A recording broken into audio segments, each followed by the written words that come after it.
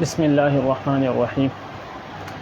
میرا نام محمد آصف اقبال ہے، اور حفاظ کرام کے لیے متشابہات کے حوالے سے، یعنی قرآن پاک میں جو ایک جیسے الفاظ ہوتے ہیں جہاں پر غلطی آنے کا اندیشہ بہت زیادہ ہوتا ہے، تو حفاظ کرام کے لیے ان مقامات کو یاد کرنا بہت زیادہ مشکل ہوتا ہے، اور اسی طرح ان مقامات کو اچھی طریقے سے یاد کرنا، یہ کس طرح اس کو یاد کیا جائے، اس کے لیے لوگوں نے مختلف کتابیں لکھی ہیں۔ تو اللہ تعالیٰ نے مجھے بھی ایک کتاب لکھنے کی توفیق عطا فرمائی۔ میری کتاب کا نام ہے قرآن کے متشابہات کا حل۔ تو اس کی ایک ایڈیشن تو ختم ہو چکی ہے، اس کتاب کو میں تھوڑا تعارف بھی کرواؤں گا، اور یہ چونکہ میری فیس بک پر یہ لائیو ویڈیو چل رہی ہے، اس کے لیے مجھے کیونکہ ٹائم نہیں ملتا، اس وجہ سے میں نے اس کے لیے کوئی ویڈیو کے لیے کوئی تیاری بھی نہیں کی، لیکن چونکہ بعض حضرات کا اصرار تھا کہ آپ جو ہے نا قاری صاحب، بعض قاری صاحبان نے بھی مجھے کہا کہ ہم اپنے بچوں کو پڑھاتے ہیں، حفظ کے قاری صاحبان نے مجھے کہا، تو ان کے لیے انہوں نے کہا کہ آپ اس پر کچھ ویڈیوز بنائیں تاکہ ہم اپنے بچوں کو امتحان کی تیاری کروائیں۔ تو اس حوالے سے انشاءاللہ میں کوشش کروں گا، اور لیکن میں شروع کروں گا اماں پارے سے۔ تو ہماری جو متشابہات کو ہم نے جس طریقے سے حل کیا ہے، دیکھیے بسا اوقات یہ ہوتا ہے کہ آپ کے سامنے بعض کتابوں میں اس طرح ہوتا ہے کہ آپ کے سامنے متشابہات صرف ذکر کر دی جاتی ہے کہ بھائی اس جگہ یہ والی متشابہات ہیں، اور اس جگہ یہ والی متشابہات ہیں، لیکن اس کے لیے کوئی علامت ذکر نہیں کی جاتی جس کے ذریعے سے وہ متشابہات آپ کے ذہن میں راسخ ہو سکے کہ بھائی یہ پہلے یہ ہے بعد میں یہ ہے، ٹھیک ہے۔ تو میں نے دیکھا ہے اکثر کتابوں میں، اور بہت سی کتابوں میں اس طرح وہ متشابہات 3-4 متشابہات ایک سر ذکر کر دیے جاتے ہیں کہ بھائی یہاں پر یہ ہے، یہاں پر یہ ہے، یہاں پر یہ ہے۔ تو اس طریقے سے میرے خیال سے متشابہات کو یاد کرنا اتنا آسان نہیں ہوتا، لیکن اللہ تعالیٰ نے بندے کے ذہن میں کچھ ایسے قواعد ڈالے، کچھ ٹوٹکے ڈالے جس کے ذریعے سے وہ متشابہات وہ مستقل طور پر یاد ہو جاتی ہیں۔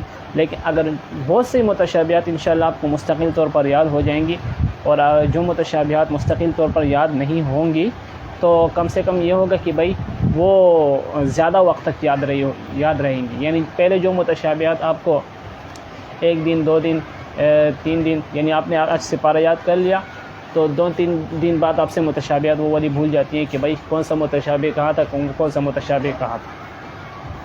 تو اس کے ذریعے سے یہ ہوگا کہ آپ کو 1 مہینے تک یاد رہیں گی۔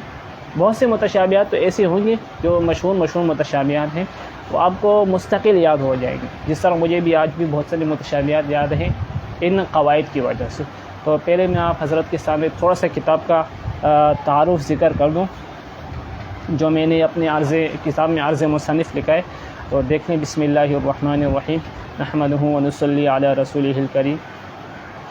قرآن پاک میں بہت سے مقامات کچھ فرق کے ساتھ تقریباً ایک جیسے ہوتے ہیں جنہیں متشابہات کہا جاتا ہے، اور وہ مقامات جہاں حفاظ کرام تراویح اور منزل سنانے میں اکثر غلطیاں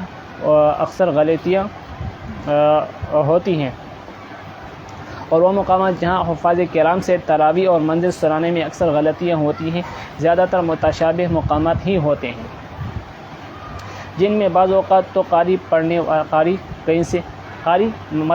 والا ہے، جن میں بعض اوقات تو قاری پڑھنے والا کہیں سے کہیں چلا جاتا ہے، اور نیز کبھی سامع بھی غلط لقمہ دے دیتا ہے، جبکہ بعض اوقات تو غلطی ایسی سنگین ہوتی ہے کہ نوبت نماز کے فساد تک پہنچ جاتی ہے۔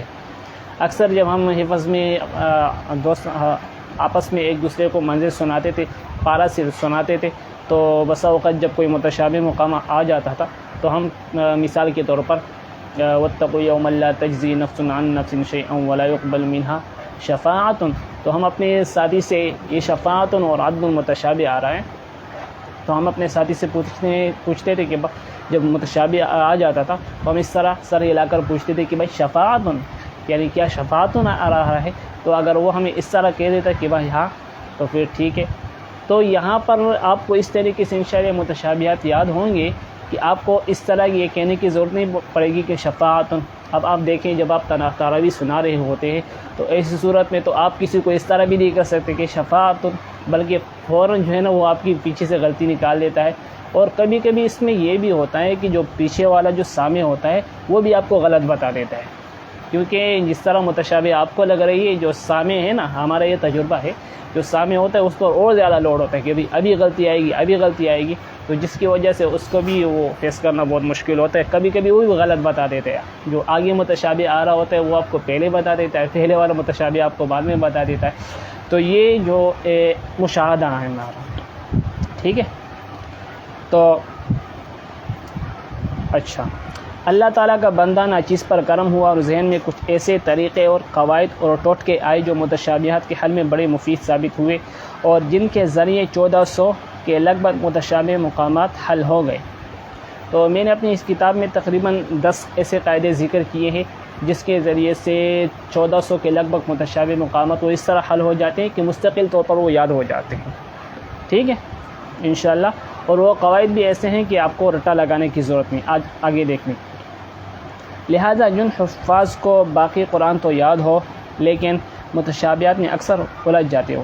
اچھا، جن حفاظ سے کرام کو قرآن پاک صحیح یاد نہیں ہے تو ان کے لیے بھی میں نے اس کتاب کے شروع میں قرآن پاک کے یاد کرنے کا، یعنی جن لوگوں سے قرآن پاک بھول گیا ہے یا جن حفاظ کرام نے ابھی تازہ حفظ کیا ہے اور ان کو ابھی دور کرنا ہے، تو وہ دور کرنے کا، قرآن پاک کو دوبارہ یاد کرنے کا بہت زبردست طریقہ میں نے دیا ہے۔ اس پر میں نے اپنے یوٹیوب چینل قاری محمد آصف اقبال پر ایک ویڈیو بھی بنائی ہے، تو آپ اس کو بھی دیکھ سکتے ہیں کہ حفاظ کرام قرآن پاک کا دور کس طرح کریں، ٹھیک ہے۔ تو یہ بہت مفید طریقہ ہے، تو اس طریقے سے آپ کو قرآن پاک کا دور کرنا بہت آسانی سے آپ قرآن پاک کا دور کر لیں گے، اور اس طریقے سے بہت ساری متشابہات بھی یاد ہو جاتی ہیں، ٹھیک ہے۔ تو میں نے لکھا ہے کہ لہذا جن حفاظ کو باقی قرآن تو یاد ہو، لہذا جن کو یاد نہیں وہ اس طریقے کے مطابق قرآن پاک کو اچھی طریقے سے یاد، لیکن پھر بھی متشابہات کا مسئلہ رہتا ہے، متشابہات کا مسئلہ، جس کا ذہن بہت اچھا ہو تو اس کو تو پھر متشابہات جو ہے نا کوئی علامت وغیرہ لگانے کی ضرورت نہیں ہوتی، ذہن اچھا ہوتا ہے، لیکن اس ایسے بہت کم ایسے خوش قسمت بہت کم ہوتے ہیں، ٹھیک ہے۔ لہذا جن حفاظ کو باقی قرآن تو یاد ہو لیکن متشابہات میں اکثر الجھ جاتے ہوں، یہ کتاب ان کے لیے زیادہ مفید ثابت ہوگی، اور خوشی کی بات یہ ہے کہ یہ متشابہات انشاءاللہ انہیں مستقل بھی یاد رہیں گی۔ کتاب میں اردو کا کوئی مشکل لفظ ذکر نہیں کیا گیا تاکہ چھوٹے حفاظ بھی بآسانی فائدہ اٹھا سکے۔ یہ تو خیر کتاب کا تھوڑا تعارف ہے، میں تو انشاءاللہ آپ کو اس طرح بتاؤں گا۔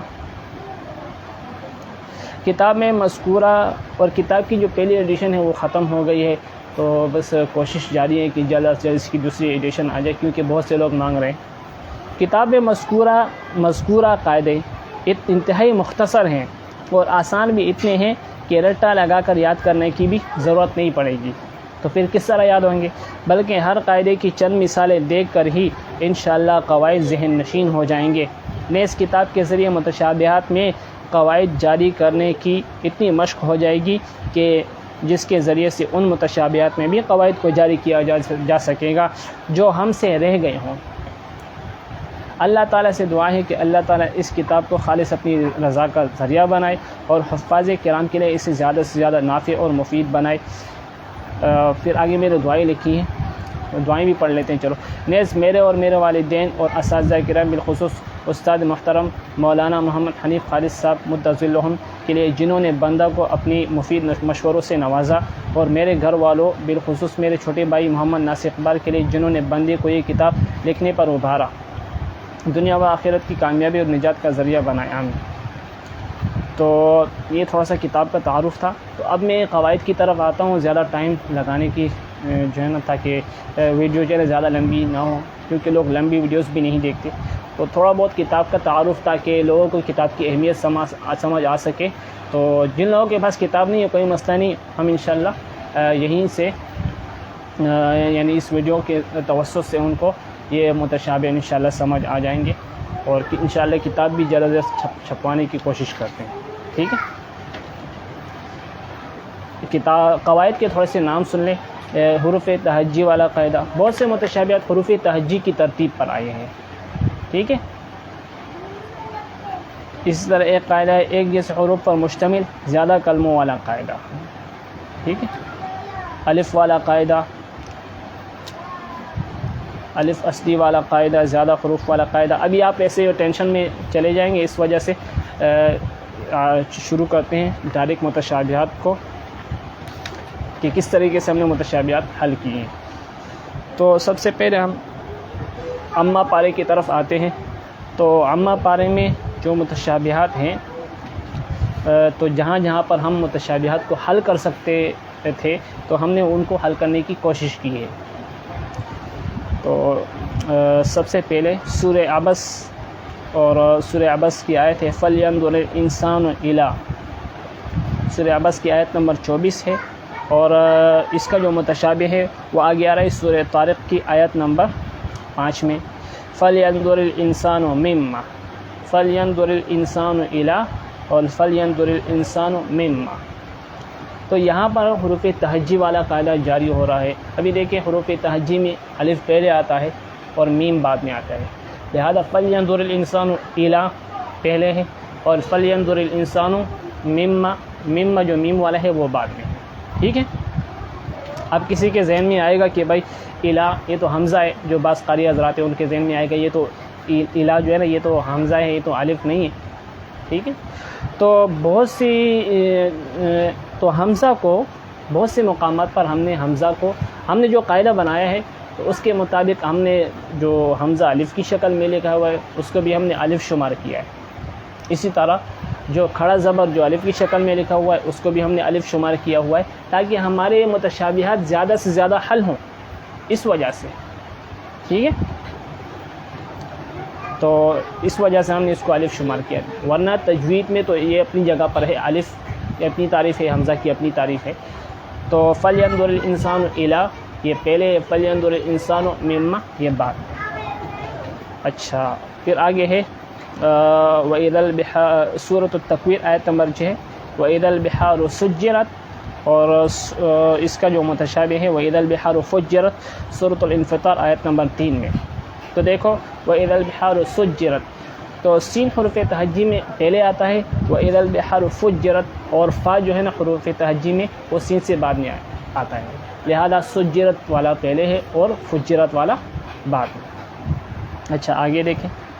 اس کے بعد ہے عَلِمَتْ نَفْسٌ مَّا أَحْضَرَتْ سورہ تکویر آیت نمبر 14، اور اس کا متشابہ ہے نَفْسٌ مَّا عَلِمَتْ نَفْسٌ مَّا قَدَّمَتْ سورہ انفطار آیت نمبر 5. تو دیکھیں نَفْسٌ مَّا أَحْضَرَتْ، تو احضرت یہ الف کے ساتھ ہے لہذا یہ پہلے ہے. نَفْسٌ مَّا قَدَّمَتْ، قدمت قاف کے ساتھ ہے یہ بعد میں ہے.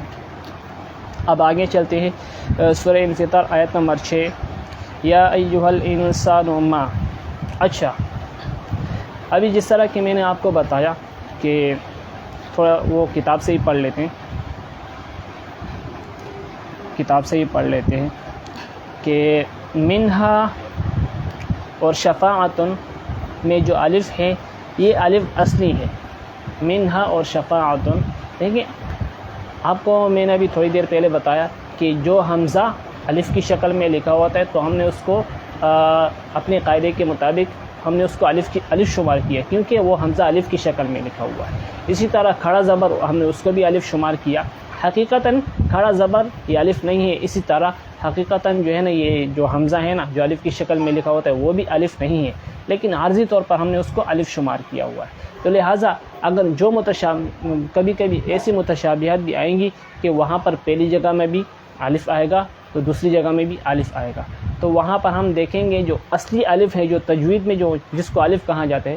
اب تجوید کے مطابق الف کسے کہتے ہیں؟ تجوید کے مطابق الف جو ہے نا الف کے اوپر کوئی زبر زیر پیش نہیں ہوتا، الف خالی ہوتا ہے اور اس سے پہلے والے حرف پر زبر ہوتا ہے. ٹھیک ہے. تو اس سے پہلے والے حرف پر زبر ہوتا ہے. تو لہذا متشابہات میں جہاں پر دونوں جگہ اگر الف آ رہا ہو، یعنی پہلے کلمے میں متشابہ میں بھی الف آ رہا ہو اور دوسرے میں متشابہ میں بھی الف آ رہا ہو، تو وہاں پر جو الف اصلی ہے جو تجوید والا الف ہے تو وہ والا مقام پہلے ہوگا اور بغیر جو الف عارضی والا جو ہے نا وہ بعد میں ہوگا. ٹھیک ہے. یعنی جو حمزہ الف کی شکل میں لکھا ہوا یا اسی طرح جو کھڑا زبر جس کو ہم نے الف شمار کیا ہے ان دونوں کو، تو یہ متشابہات بعد میں ہوں گے. اور وہ جہاں جہاں پر ہم نے یہ قاعدہ لگایا ہے وہاں پر ہم نے وضاحت بھی کر دی کہ الف اصلی والا کلمہ، الف عارضی والا کلمہ. ابھی جس طرح بھی دیکھ لیں آپ،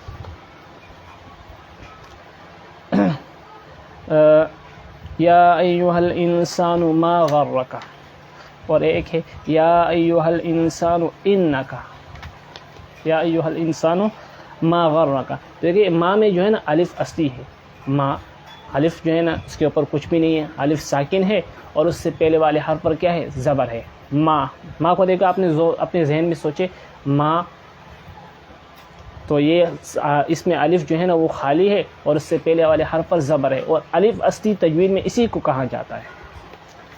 اور جبکہ اس کے جو متشابہ ہے یا ایھا الانسان انک، تو انک تو یہاں پر دیکھو یہ بھی الف والا کلمہ ہے، یہ بھی الف والا کلمہ ہے، لیکن یہاں پر الف عارضی ہے. ٹھیک ہے، لہذا دیکھو متشابہات میں جہاں پر الف اصلی اور الف عارضی کا تقابل آئے گا تو وہاں پر ہم الف اصلی والے مقام کو پہلے پڑھیں گے اور الف عارضی والے مقام کو بعد میں. امید ہے آپ کو سمجھ میں آ گیا ہوگا، نہیں تو میں تھوڑا سا پڑھ کر سنا دیتا ہوں آپ کو. دیکھیں منہا اور شفاعتن، تو منہا اس میں بھی الف اصلی ہے، شفاعتن اس میں بھی الف اصلی ہے کیونکہ الف ساکن ہے، اس سے پہلے والے حرف پر زبر. منہا اور شفاعتن میں جو الف ہے یہ الف اصلی ہے کیونکہ الف کی تعریف یہ ہے کہ الف ہمیشہ ساکن ہوتا ہے لیکن اس پر جزم بھی نہیں ہوتا، اور اس سے پہلے والے حرف پر ہمیشہ زبر ہوتا ہے. الف سے پہلے والے حرف پر زبر ہوتا ہے. دیکھیں الف پر جزم نہیں ہوتا، کیونکہ اگر الف پر جزم آ جائے تو پھر وہ الف جو ہے نا وہ الف نہیں رہے گا بلکہ وہ حمزہ بن جائے گا، اور جو ہے نا وہ پھر جھٹکے سے پڑھا جائے گا، جبکہ الف میں کوئی جھٹکا نہیں ہوتا. اس وجہ سے الف ساکن تو ہوتا ہے لیکن اس پر سکون اور جزم کا نشان نہیں ہوتا. ٹھیک ہے، تو الف ہمیشہ ساکن ہوتا ہے لیکن اس پر جزم بھی نہیں ہوتا، اور اس سے پہلے والے حرف پر ہمیشہ زبر ہوتا ہے. جبکہ کتابن میں جو کھڑا زبر ہے اور وہ حمزہ جو الف کی شکل میں لکھا جاتا ہے، جیسے فَأَزَلَّهُمَا. ٹھیک ہے، یا جس طرح آپ یہاں کی مثال لیں یا ایھا الانسان انک، انک میں جو الف ہے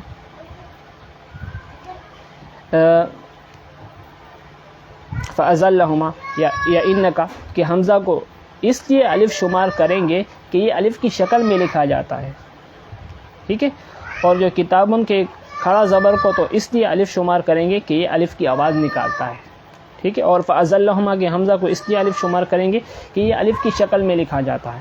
ٹھیک ہے، لہذا انک کی جو حمزہ اس کو بھی ہم نے الف اس وجہ سے یعنی یہاں پر تو خیر شمار نہیں کیا، تو بہرحال پھر سے دیکھ لیتے. کتابن کے کھڑے زبر کو تو اس لیے الف شمار کریں گے کہ یہ الف کی آواز نکالتا ہے، اور فَأَزَلَّهُمَا کے حمزہ کو اس لیے الف شمار کریں گے کہ یہ الف کی شکل میں لکھا جاتا ہے.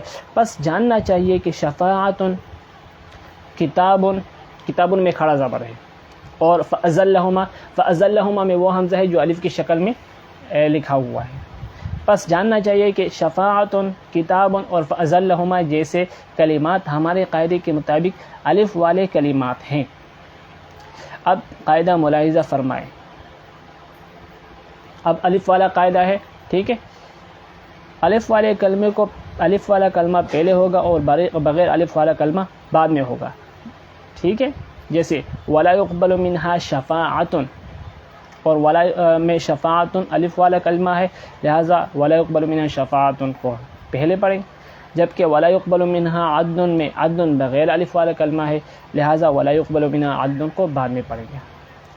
تو یہ الف والا قاعدہ ہے جو کہ حروف تہجی والے قاعدے کے سے علاوہ ایک دوسرا قاعدہ ہے. حروف تہجی والے قاعدے کے ذریعے سے 600 متشابہات حل ہوئے، اور جو الف والا قاعدہ ہے اس کے ذریعے سے 230 متشابہات حل ہوئے. اچھا، تو الف کے قاعدے کے ساتھ ساتھ میں جو ہے نا الف اصلی والا قاعدہ بھی ذکر کر دیتا ہوں. لیکن اگر کسی نمبر کے دونوں متشابہات میں الف والے کلمات ہوں تو الف اصلی والے کلمے کو پہلے پڑھیے اور الف عارضی والے کلمے کو بعد میں پڑھیے. الف اصلی سے کیا مراد؟ جو الف ساکن ہو اور اس سے پہلے والے حرف پر زبر ہو. الف عارضی سے کیا مراد؟ کہ جو کھڑا زبر جس کو ہم نے الف شمار کیا، یا وہ حمزہ جو الف کی شکل میں لکھا جاتا ہے، ٹھیک ہے، جس کو ہم نے عارضی طور پر الف شمار کیا. اگر کسی نمبر کے دونوں متشابہات الف والے کلمات ہوں تو الف اصلی والے کلمے کو پہلے اور الف عارضی والے مقام کو بعد میں، کلمے کو بعد میں پڑھیں. مثلا یہاں پر ایک مثال دی ہے، لیکن ہمارے لیے وہی مثال ٹھیک ہے کہ یا ایھا الانسان ما غرک اس میں الف اصلی ہے، لہذا ما غرک کو پہلے پڑھیں گے. یا ایھا الانسان انکا، تو انکا میں جو الف ہے نا یہ الف عارضی ہے، لہذا ہم ان کو بعد میں پڑھیں گے. ٹھیک ہے، امید ہے سمجھ آ گیا ہوگا. تو ابھی اس کو جلدی سے پورا کرتے ہیں، ٹائم زیادہ ہو رہا ہے. اچھا، آگے پھر ہے سورہ انفطار، اس کی آیت نمبر 14. اس میں آیا ہے کہ لفی نعیم و ان، اور جو اس کا متشابہ ہے سورہ مطففین آیت نمبر 23 میں لفی نعیم علی الارائک. تو کیونکہ اس سے پہلے لفی نعیم آ رہا ہے تو اس کو چلو قرآن پاک میں ہی دیکھ لیتے ہیں، اس کو جو قرآن پاک میں کس طرح آیا ہے. کیونکہ کافی وقت ہو گیا، اس وجہ سے جو اس وقت میرے ذہن میں شروع میں جب میں نے کتاب لکھی تھی سب باتیں میرے ذہن میں تازہ تھی، لیکن ابھی مصروفیت اتنی زیادہ ہو گئی اور کام اتنی زیادہ بڑھ گئے کہ ٹائم ہی نہیں ملتا، اور اس وجہ سے، اور جب میں نے ابھی تیاری بھی نہیں کی اس وجہ سے. تو انفطار آیت نمبر 14، سورہ انفطار آیت نمبر 14، اس میں ہے ان الابرار لفی نعیم، اس کے بعد ہے وَإِنَّ الْفُجَّارَ. تو ایک یہ متشابہ ہے، اور اس کا جو دوسرا متشابہ ہے وہ ہے سورہ مطففین آیت نمبر 21 میں، آیت نمبر 21. ہاں، ان الابرار لفی نعیم، دیکھیں دونوں جگہ ان الابرار لفی نعیم آ رہا ہے، تو لہٰذا پہلی جگہ ان الابرار لفی نعیم کے بعد ہے وَإِنَّ.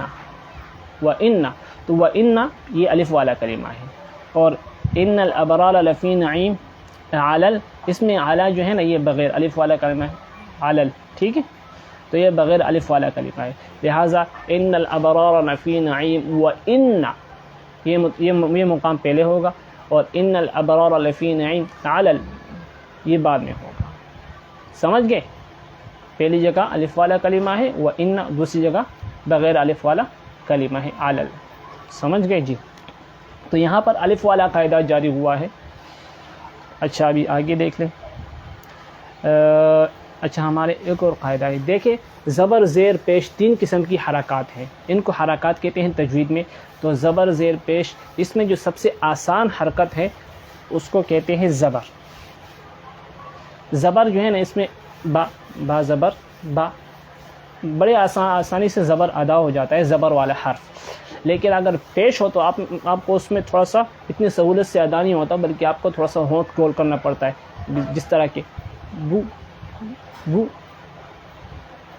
اسی طرح زیر ہے تو اس میں آپ کو آواز میں منہ میں تھوڑی نیچے کی طرف کرنی پڑتی ہے، بی بی. تو دیکھیں بو اور بی یہ بنسبت مشکل ہے بنسبت با کے، یعنی با پر اگر زبر آئے با تو یہ آسان ہے. تو اس سے معلوم ہوا کہ اگر کسی حرف پر زبر آتا ہے تو زبر جو ہے تو وہ حرف پڑھنے میں پھر آسان ہوتا ہے بنسبت پیش والے حرف کے اور زیر والے حرف کے. تو اس وجہ سے ہم نے ایک قاعدہ بنایا کہ متشابہات میں جہاں پر زبر والا حرف، متشابہات میں جہاں پر زبر والا مقام آئے گا تو وہ مقام پہلے ہوگا، اور بغیر زبر والا یعنی زیر اور پیش والا مقام بعد میں ہوگا. ٹھیک ہے، اور اس قاعدے کے ذریعے سے ہم نے تقریباً 120 مقامات حل کیے ہیں. تو یہ بھی اس کو بھی یعنی اہمیت دینی چاہیے کہ اس کے ذریعے سے 120 مقامات متشابہات اگر ہمارے حل ہو جاتے ہیں تو یہ بھی اس کو بھی اہمیت سے سنیں. ٹھیک ہے، ابھی دیکھیں آگے سورۃ الاعلیٰ میں ہے الذی یصلی النار الکبریٰ، اور سورۃ اللیل میں آتا ہے سورۃ الاعلیٰ آیت نمبر 12 اور سورۃ اللیل آیت نمبر 18. الذی یصلی، تو یہاں پر یصلی کے یا پر زبر ہے، اور الذی یؤتی، یہاں پر یؤتی کے جو یا ہے نا، الذی میں دونوں ایک جیسے ہیں، تو یؤتی کی جو یا ہے نا اس پر پیش ہے، زبر نہیں ہے. ٹھیک ہے، تو لہذا یصلی یہ زبر والا کلمہ ہے اور یؤتی یہ بغیر زبر والا. ٹھیک ہے، یعنی اس یا کو دیکھتے ہوئے ہم کہہ رہے ہیں. ٹھیک ہے جی، تو الذی یصلی یہ زبر والا مقام ہے، لہذا یہ پہلے ہوگا، اور یؤتی یہ بعد میں ہوگا. آگے اچھا، ہمارے ایک اور قاعدہ ہے، یہاں پر آج بہت سارے متشابہات آ رہے ہیں، تو یعنی جو مختلف قواعد کے ذریعے سے حل کیے گئے ہیں. اس وجہ سے انشاءاللہ دوسرے اور تیسرے جو ہے نا لیکچر میں ہمارا جو دوسرا اور تیسرا درس ہوگا انشاءاللہ اس میں آپ کے سامنے یہ کیونکہ بار بار آئیں گی تو اس کی پریکٹس ہوتی جائیں گی. تو متشابہات کے جتنے قواعد کے ذریعے سے متشابہات حل ہوئے ہیں قواعد آپ کے ذہن میں راسخ ہو جائیں گے. ابھی آپ کو گھبرانے کی ضرورت نہیں. ٹھیک ہے. اب ہمارا ایک قاعدہ ہے کہ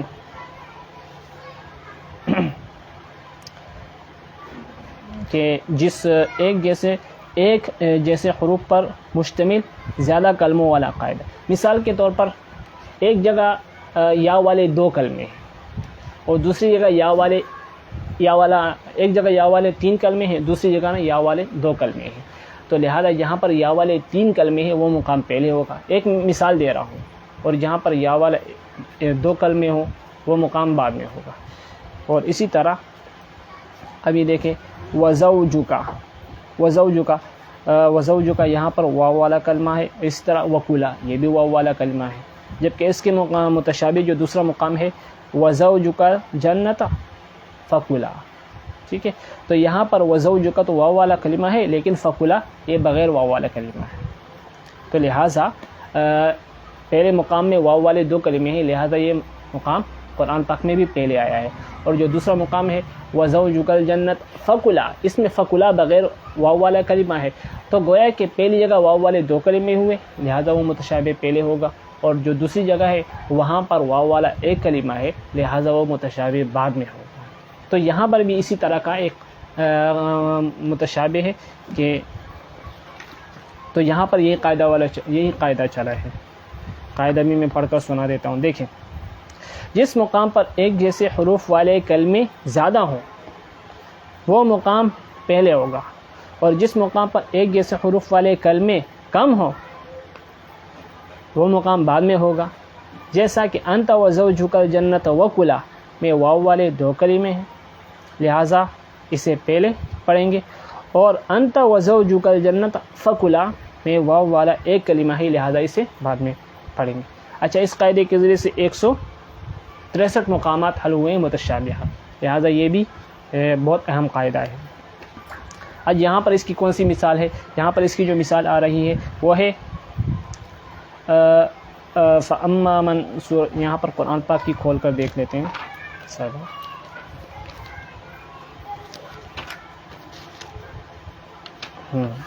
جی یہاں پر ہے, ہاں جی, فَسَنُيَسِّرُهُ لِلْيُسْرَى اور فَسَنُيَسِّرُهُ لِلْعُسْرَى. جو پہلا مقام ہے وہاں پر فَسَنُيَسِّرُهُ یہ بھی یا والا کلمہ ہے, اور لِلْيُسْرَى یہ بھی یا والا کلمہ ہے. یعنی جو پہلا مقام ہے متشابہات میں سے وہاں پر یا والے 2 کلمے ہیں لہذا فَسَنُيَسِّرُهُ لِلْيُسْرَى پہلے ہوگا, اور جو اس کا متشابہ ہے دوسرا وہ ہے فَسَنُيَسِّرُهُ لِلْعُسْرَى. یہاں پر فَسَنُيَسِّرُهُ یا والا, یہ تو یا والا کلمہ ہے لیکن لِلْعُسْرَى یا والا کلمہ نہیں ہے, لہذا یہاں پر یا والے 2 کلمے ہیں یعنی فَسَنُيَسِّرُهُ لِلْيُسْرَى وہ متشابہ پہلے ہے, اور جہاں پر یا والا 1 کلمہ ہے یعنی فَسَنُيَسِّرُهُ لِلْعُسْرَى وہ متشابہ بعد میں ہے. ٹھیک ہے جی. تو اس کو کہتے ہیں ایک جیسے حروف پر مشتمل زیادہ کلموں والا قاعدہ. ٹھیک ہے جی. فَسَنُيَسِّرُهُ لِلْيُسْرَى سورۃ اللیل آیت نمبر 7, فَسَنُيَسِّرُهُ لِلْعُسْرَى سورۃ اللیل آیت نمبر 10. آگے وہی حروف تہجی کے ذریعے سے حروف تہجی والا قاعدہ ہے, اس کے ذریعے سے ایک اور متشابہ حل ہوا ہے ہمارے. اچھا, حروف تہجی والا قاعدہ جو ہے وہ سب سے ہمارا زبردست قاعدہ ہے کیونکہ اس کے ذریعے سے ہم نے 600 مقامات متشابہات وہ حل کیے ہیں. ٹھیک ہے, جسے ہم نے اپنے کتاب میں ذکر کر دیا ہے. بس دعا کیجئے کہ اللہ تعالیٰ اس کتاب کے چھاپنے کا جلد از جلد بندوبست فرمائے. تو یہ ہے سورۃ الزلزال کی آیت نمبر 7 اور سورۃ الزلزال کی آیت نمبر 8. مثقال ذرۃ خیرا یرہ مثقال ذرۃ شرا یرہ. اب آپ کہہ رہے ہوں گے کہ بھائی یہاں پر کس سے غلطی ہے؟ میں نے خود کئی جگہ نماز پڑھتے ہوئے جو امام صاحب ہے اس کو الٹا پڑھتے ہوئے یہ میں نے سنا ہے, تو لہٰذا یہاں پر بھی غلطی آنے کا امکان ہے. لہٰذا خیر یرہ جو خا والا ہے مقام یہ پہلے, اور شر یرہ جو شین والا مقام ہے وہ بعد میں. اب دیکھیں خا حروف تہجی میں پہلے آتے ہیں اور شین وہ حروف تہجی میں بعد میں آتے ہیں. خا پہلے آتے ہیں شین بعد میں آتے ہیں، لہذا خیر یرا پہلے اور شر یرا بعد میں. تو آج کے لیے اتنا کافی ہے، بہت زیادہ لمبا یعنی ہمارے کتاب کے تعارف میں بھی کافی ٹائم لگ گیا. تو بس دعا کیجئے کہ اللہ تعالیٰ اس کو مکمل کرنے کی توفیق عطا فرمائے. اور ان ویڈیوز سے حفاظ کرام جو ابھی امتحان دینے جا رہے ہیں تو وہ اس سے بہت اچھی طریقے سے استفادہ کر سکتے ہیں. ٹھیک ہے جی، آج کے لیے اتنا کافی. السلام علیکم ورحمۃ اللہ وبرکاتہ.